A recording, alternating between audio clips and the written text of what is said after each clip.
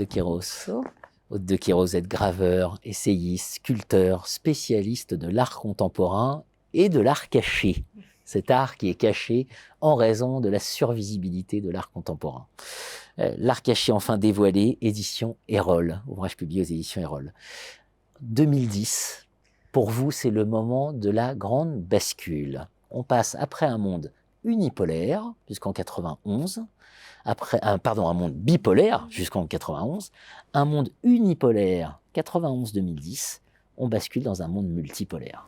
C'est une date un peu arbitraire que j'ai choisie pour Art contemporain 3.0, parce que en réalité, ça n'est pas évident. Je pense que le début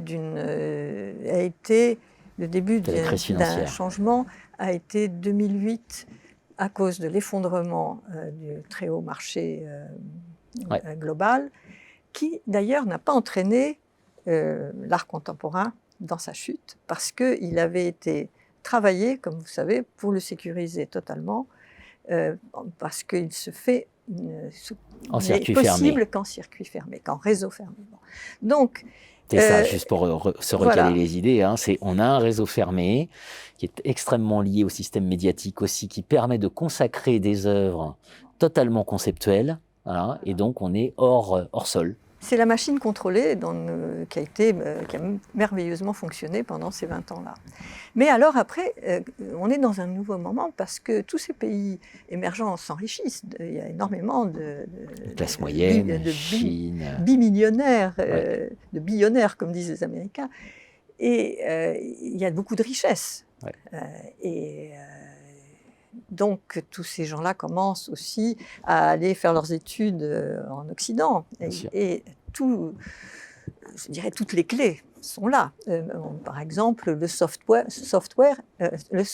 ils comprennent comment ça fonctionne. Ils se disent, si les Américains ont un soft power, pourquoi pas nous? Et les Chinois ont commencé à avoir un soft power. Et vous avez comme ça, ils décryptent la machine et le software et le hardware, ils le décryptent et ils se disent on a très bien compris, on va faire pareil. Et donc il y a une sorte de concurrence. Et ils comprennent d'autant mieux que c'est incompréhensible pour eux, hein, cette culture, ce concept, cet art conceptuel, ça parle pas. Et donc ils vont avoir un esprit critique. Et quand, vous savez, un système est décrypté, il n'a plus de pouvoir. Donc il y a eu une perte de pouvoir. Quand on prend la machine, eh bien, en fait, ils ont compris la machine de la fabrication de valeur sans valeur. Donc, on y va. Alors, il y a eu aussi, pendant toute cette première décennie, une série de révolutions technologiques qui se sont accumulées. Par exemple, la circulation des images formidable qui commence à partir de 2004 avec Photoshop qui est gratuit. Tous les réseaux sociaux.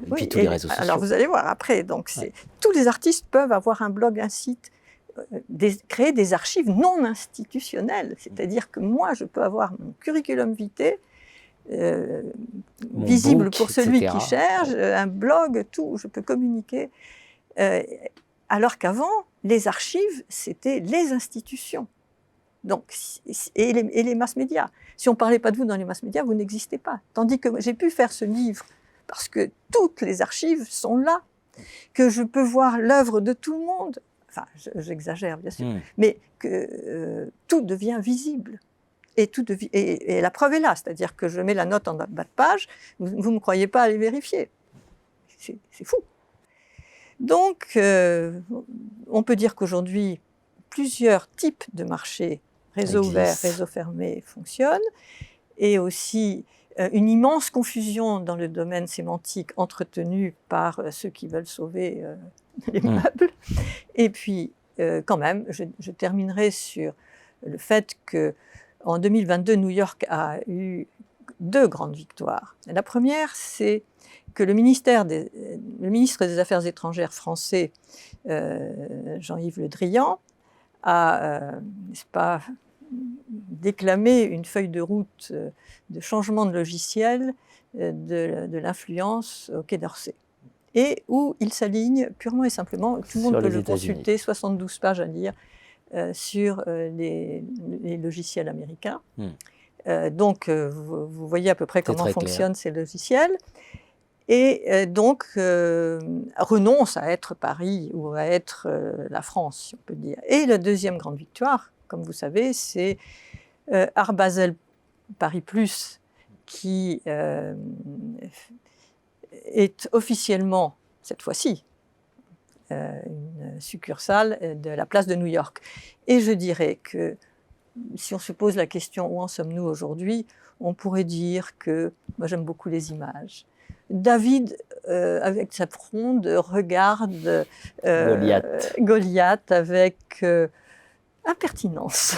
Avec impertinence. Game on ou game over, c'est une des questions que vous posez dans l'ouvrage. Game on ou game over. Évidemment, aujourd'hui, la question de l'IA, la question des NFT, voilà. Pour comprendre les transformations du monde, regardons le marché de l'art. Merci Aude de Queiroz. L'art caché enfin dévoilé. Édition Erol.